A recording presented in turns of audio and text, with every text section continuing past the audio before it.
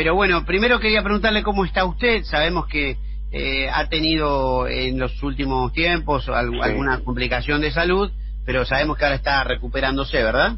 sí, estoy muy recuperado, realmente. Así Muy que bien. tengo rosca para rato. Muy bien, muy bien. Hace un tiempo habíamos pasado, no sé si lo tendremos guardado o no, un momento, una discusión que había tenido usted en la noticia Rebelde. No me quiero Ajá. ir muy atrás en el tiempo, pero ¿recuerda una vez que fue a la noticia Rebelde una discusión que tuvo con Nicolás Repeto? Allí estaba Carlos Abrevaya también. Sí, lo recuerdo, sí, lo pasaron varias veces por televisión eso. Sí, nosotros lo pasamos hace un tiempito y nos quedó ahí como que se menospreciaba mucho el papel de un filósofo, de un historiador, Bueno, ellos hacían un programa cómico, gracioso, ¿no? Pero no fue una discusión muy agria, yo lo pasé bien igual. José Pablo, le queríamos preguntar ayer Página 12 publicó un artículo donde usted, al respecto de Quino, mencionaba esta teoría, que usted la defendía como una hipótesis personal, Ujú. de que el final de Mafalda hubiera estado interconectado o supeditado a lo que fue la masacre de Ezeiza.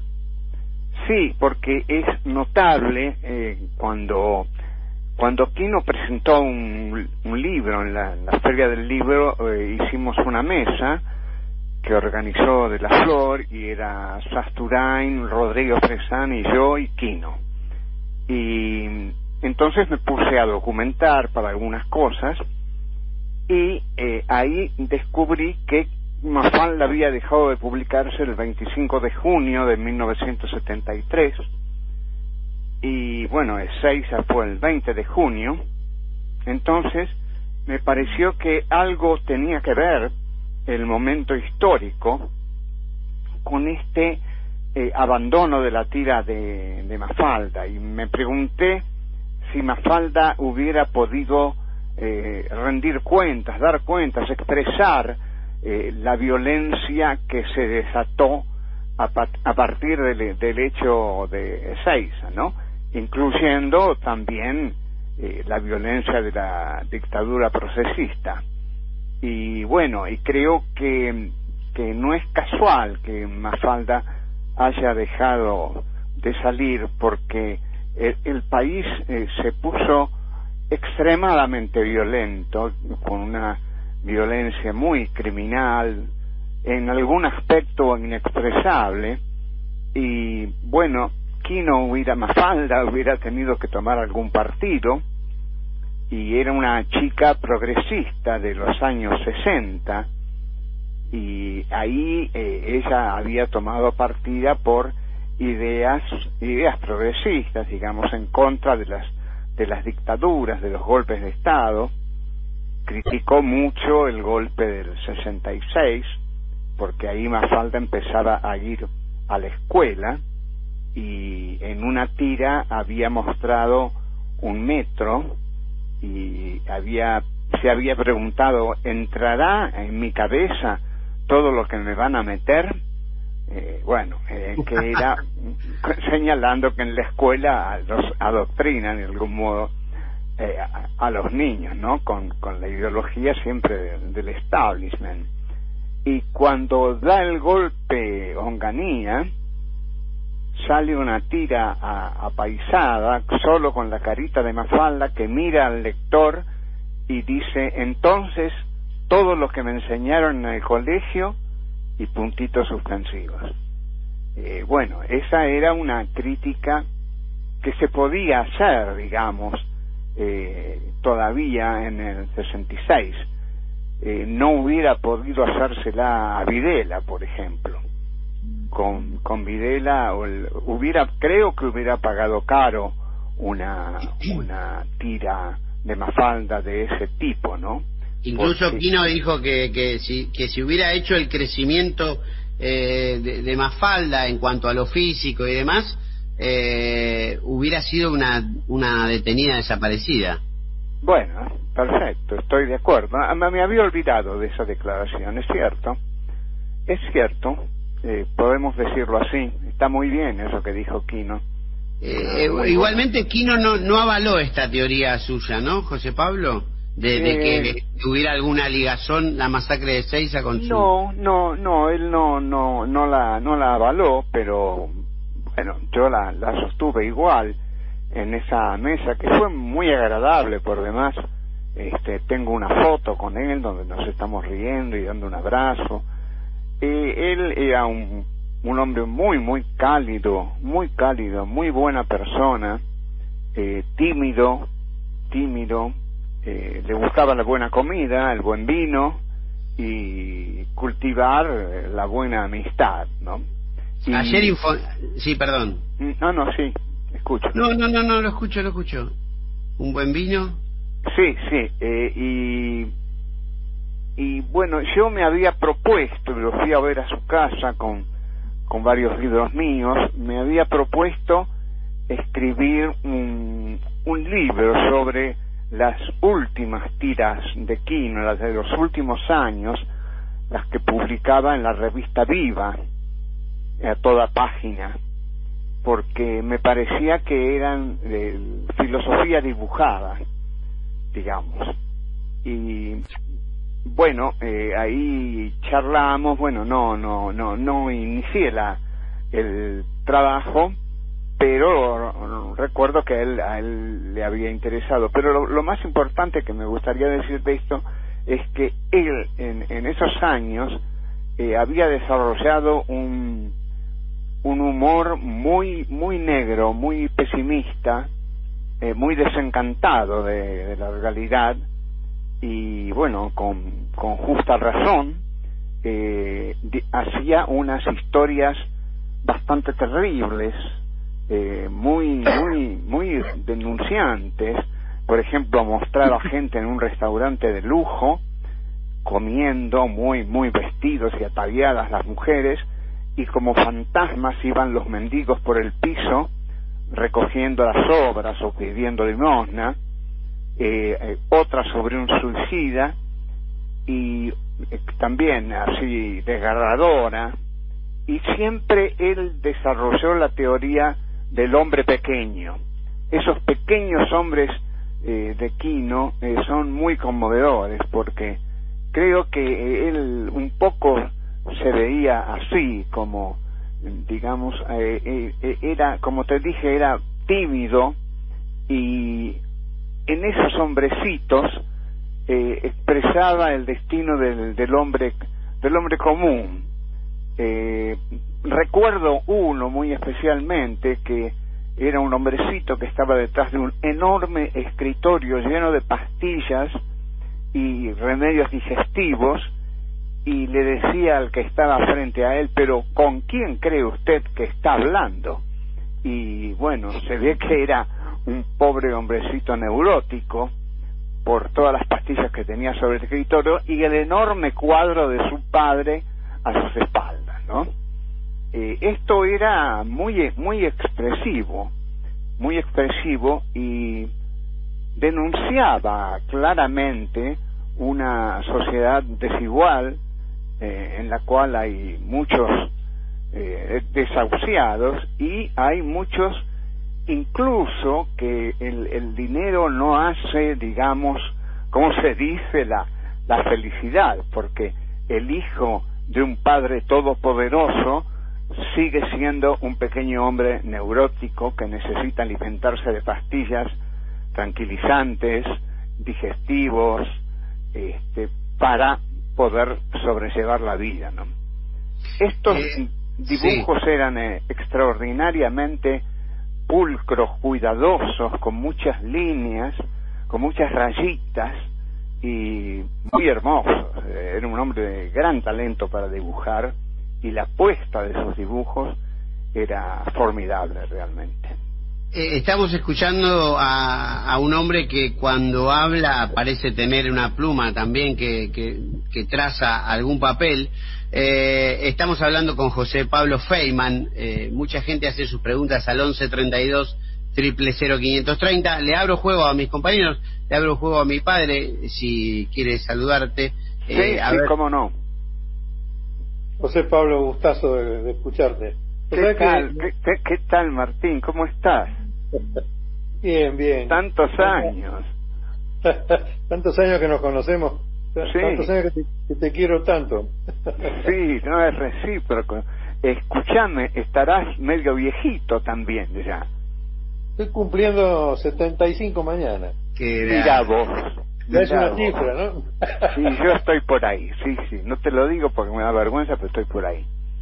Pero además, tengo el gusto de haber nacido el 2 de octubre del 45, que si uno dice dos con la mano, con dos dedos, claro, ya es todo un símbolo. Es todo un símbolo. Así es. Vos sabés que sigo poniendo tus videos de encuentro y me hago pensadas porque me encanta verte explicar cosas con la altura y con digamos, me parece de enorme valor educativo. Yo soy de los que creo que hay que educar al pueblo, también al pueblo grande, digamos. Claro. Porque una democracia no se puede sostener si la gente no sabe de qué se trata. Así y es. Muchísima gente no sabe nada de nada, digamos, no sabe nada de nada, o le hacen saber lo que a los medios que llamamos hegemónicos justamente les interesa que sepan, ¿no? Yo creo que la llegada de la digamos, del celular, computadora, de las redes y demás, abren un camino maravilloso para el conocimiento y el poder democrático de la gente común. Sí, es cierto. También es cierto, Martín, también es cierto que son instrumentos de espionaje formidables, ¿no? Sí, pero siempre hubo método de espionaje. Sí, siempre hubo.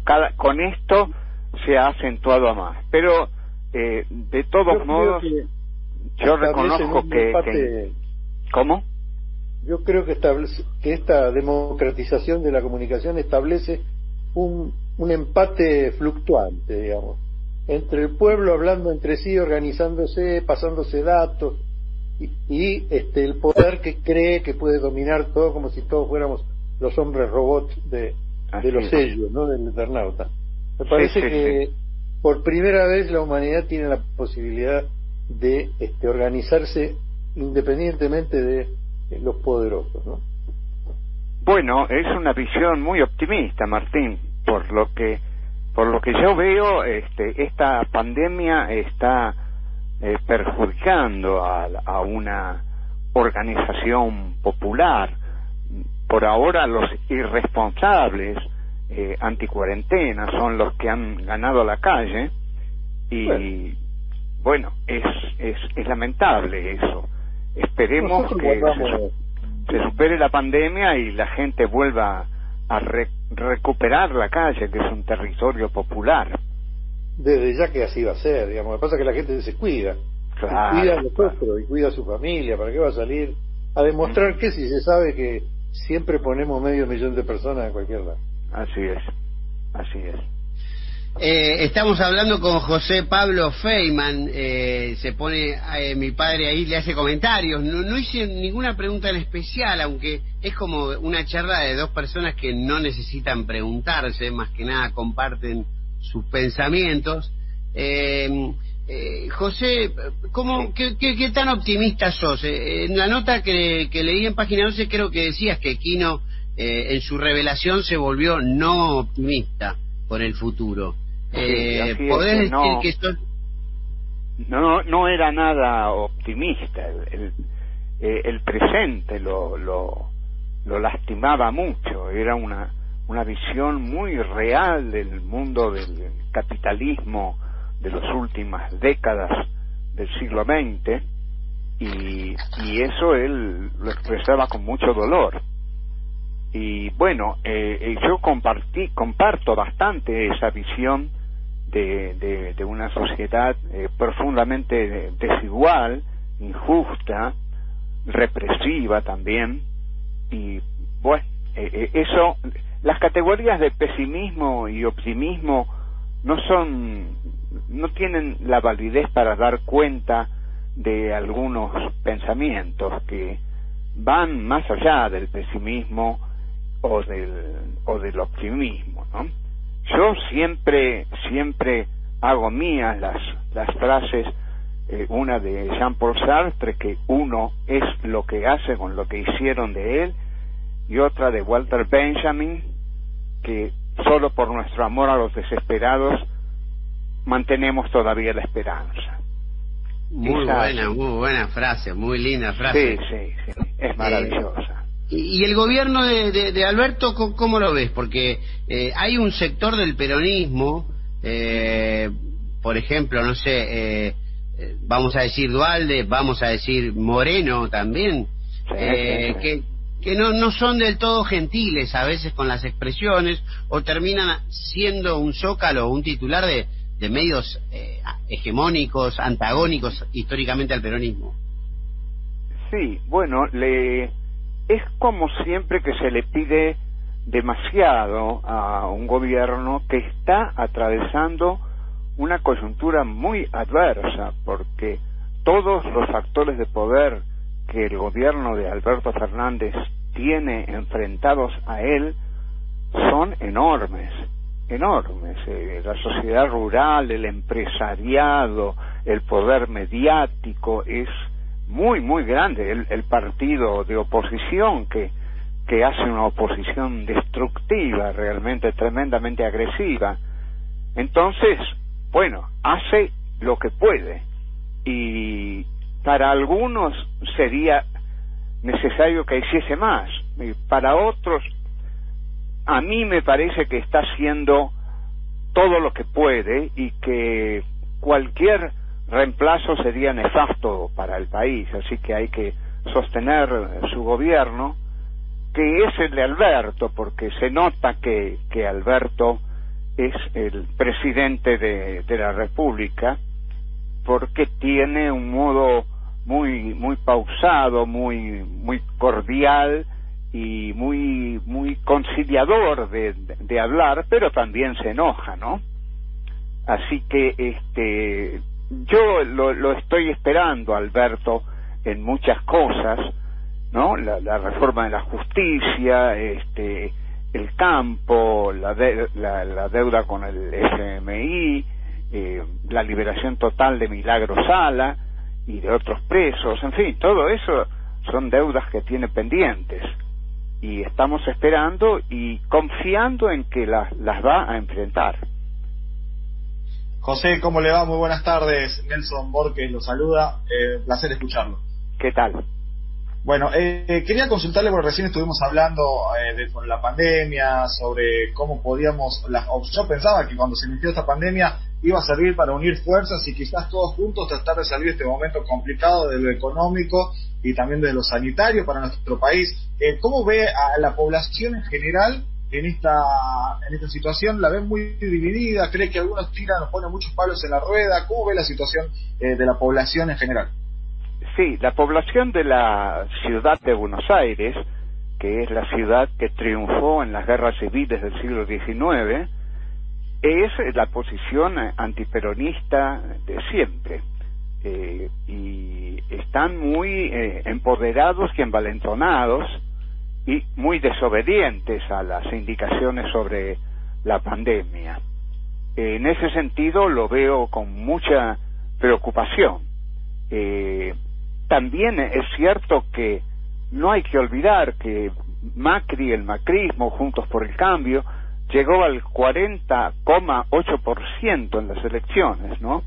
Un guarismo tan alto que lo hizo deslizarse a una oposición agrandada, envalentonada, sobre todo, ya sabemos, encarnada en personajes muy duros, como el radical Mario Negri, por ejemplo. Ya sabemos cómo es Patricia Bullrich, Laura Alonso, Carrió, en fin, esa línea dura a la cual se suma Macri, además, es conocida por todos nosotros, también por Alberto y su gente, y están en una actitud erosionante, destituyente, de hostigamiento y horadamiento constante del poder presidencial. utilizando a Cristina como excusa. Y bueno, el odio que le tienen a Cristina es tremendo, tan grande como el amor que le tiene gran parte, una parte enorme del pueblo. Así que bueno, es una coyuntura. La población está muy dividida, y las expresiones se hacen con mucho odio, y eso deteriora las intenciones de Alberto, que pensaba gobernar para todos. Bueno, en absoluto no puede gobernar para todos. Yo creo que no se puede gobernar para todos. Así que está planteada una disyuntiva muy grande entre los que están en el gobierno y buscan un diálogo y un gobierno nacional popular, democrático, y una oposición que busca volver al liberalismo de mercado, a la concentración de la riqueza, al desarrollo imponente de las grandes fortunas, de las grandes corporaciones. Bueno, ese es el enfrentamiento muy viejo ya, y que en estos momentos está muy álgido, muy caliente. Así lo veo yo, por lo menos. Sí, como decía otro filósofo, por lo menos así lo veo yo. Sí. José Pablo, con respecto no te preguntamos con respecto a lo que fue el otro día el alzamiento policíaco bonaerense, de la bonaerense, el rodeo de la Quinta de Olivos, la crisis que se vivió al respecto. ¿Cómo la viviste? Me imagino que con fantasmas sobrevolando, ¿no? Sí, trae a la memoria muy malos recuerdos ver a una fuerza armada con el dinero de los contribuyentes rodear la Quinta Presidencial. Eso es lo más parecido a un golpe de Estado que se ha visto en democracia. No habían llegado a eso, rodear la Quinta con el presidente y su gabinete adentro, ¿no? Fue un acto sedicioso, alimentado por el poder mediático que se ocupó de fogonear ese acto, y efectivamente me hizo recordar a los peores momentos de la Argentina violenta y legítima. En rigor de verdad y nobleza obliga, debo decir que durante esa crisis que justo estábamos transmitiendo al aire en minutos contados, me tomé el atrevimiento de pedirle al Feynman, al otro Feynman, al que a vos se te conoce como el Feynman bueno y el no tanto, pedirle un gesto democrático, que dentro de la democracia todo, fuera de la democracia nada, y fue Eduardo Feynman, puso un tuit bancando la democracia en aquel momento y repudiando lo que estaba ocurriendo en Olivos. Hay que tener también, ¿no?, puentes con gente con la que se piensa diametralmente opuesto para sostener la democracia. Sí, en lo posible hay que tenerlos. Es cierto, indudablemente la democracia es eso, ¿no? Es el respeto del otro, y bueno, entender que sin el otro yo no puedo ser yo, que el otro me constituye tanto como yo mismo. Y entonces sí, en efecto, eso lleva a la democracia. ¿Te gustaría darle algún mensaje al otro? No. ¿Has tenido alguna entrevista? No me interesa para nada. No. Muchas gracias. A ver, chicos, ¿alguien quiere decirle algo más? Ricardo, y luego mi padre cerrará esta nota. Ricardo Yarzú le va a hacer una pregunta a José Pablo. Gracias. Bueno. Hola, José Pablo, mi nombre es Ricardo. Yo le quería preguntar qué opinión tiene del lenguaje inclusivo. Qué buena pregunta. Y para mí, que soy veterano, me cuesta muchísimo entrar en ese tipo de lenguaje. Así que no me ha incluido a mí ese tipo de lenguaje. Creo que es una expresión de libertad y que, bueno, debe llevarse adelante mientras tenga legítima vitalidad, ¿no? Mientras exprese la vitalidad de algún grupo social realmente progresista. Pero yo no lo puedo usar porque no me sale realmente. Acá hay una pregunta que hace un oyente, Eduardo, José Pablo, le quiero preguntar, ¿qué opina de la política comunicacional, si debiera usarse la televisión pública o no como en otros tiempos, ¿no? Acá por ahí podemos hacer un inciso incluyendo un 678 o algún programa que ayude a esclarecer un poco, desarmar operaciones. Y eso es muy, muy positivo. La televisión pública debería desarrollar programas culturales como hizo el canal Encuentro. Aquí recuerdo que yo hice 8 temporadas de Filosofía Aquí y Ahora, que fueron bien recibidas afortunadamente, y bueno, hay que hacer ese tipo de cosas, no hay que regalarle los medios a nadie, porque tienen una enorme influencia en la subjetividad de la gente. Bueno, chicos, los voy a dejar. Muchas gracias. No sé si mi padre te quiere decir algo. Bueno. José Pablo, muchas gracias. De nada. José Pablo, sí, Martín. Vos has sido uno de los compañeros que mejor ha criticado al peronismo durante mucho tiempo, lo cual te ha costado también que dijeran que no eras peronista, qué sé yo. Bueno, porque está bien. Tenías tu derecho a opinar lo que te parecía bien y lo que te parecía mal. Y te vi muy bien durante los 12 años de la época ganada, de la década ganada, sí. En la recuperación de la idea del peronismo en estos tiempos. ¿Cómo es finalmente tu mirada sobre el peronismo? ¿Tenés una síntesis de tu Es muy posición? difícil, Martín, dar una síntesis. El peronismo se resiste a la síntesis porque en realidad es la totalización de lo diferente, el peronismo. Y sí, toda expresión puede entrar en el peronismo, pero sobre todo cuando hay una conducción unificada, como la que tenía Perón, que se manejaba muy bien en eso, hasta que volvió en el 73, y ahí tuvo que elegir entre los grupos en pugna, y a mí no me gusta cómo se manejó en el 73, pero bueno, allá él, así lo hizo, y también es cierto que se equivocaban, todos nos equivocábamos en el 73, pero creo que el peronismo, lejos de ser un significante vacío, como tanto dice Laclau y tanto se cita, es un significante desbordante, excesivo, significa demasiadas cosas y tiene que hacer la síntesis del grupo más representativo, más poderoso, y bueno, yo creo siempre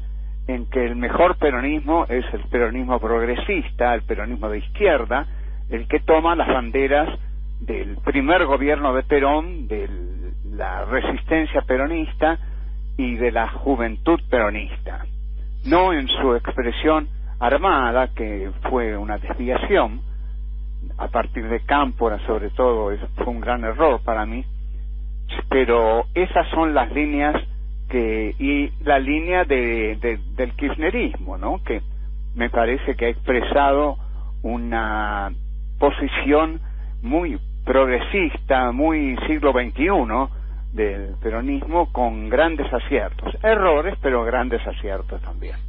José Pablo Feynman, un fuerte abrazo, muchas gracias. Disculpe si en algún momento me trastabillé con algún mensaje y lo llamé Eduardo porque estaba leyendo mensajes de la gente que me ponía, pero sí, es un enorme placer para mí y para todos conversar y tener su palabra. Bueno, muchas gracias, les mando un gran abrazo.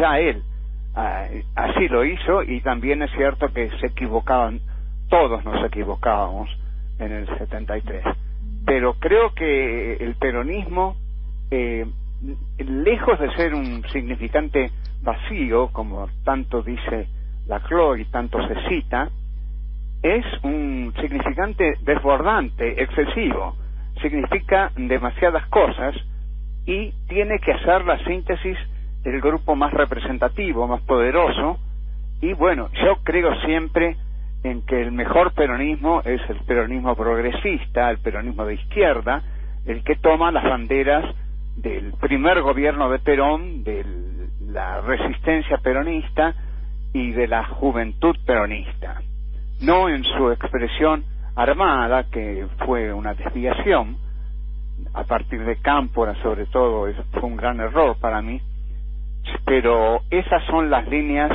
y la línea del kirchnerismo, ¿no?, que me parece que ha expresado una posición muy progresista, muy siglo XXI del peronismo, con grandes aciertos, errores, pero grandes aciertos también. José Pablo Feynman, un fuerte abrazo, muchas gracias. Disculpe si en algún momento me trastabillé con algún mensaje y lo llamé Eduardo, porque estaba leyendo mensajes de la gente que me ponía, pero sí, es un enorme placer para mí y para todos conversar y tener su palabra. Bueno, muchas gracias, les mando un gran abrazo. Conversar y tener su palabra. Bueno, muchas gracias, les mando un gran abrazo.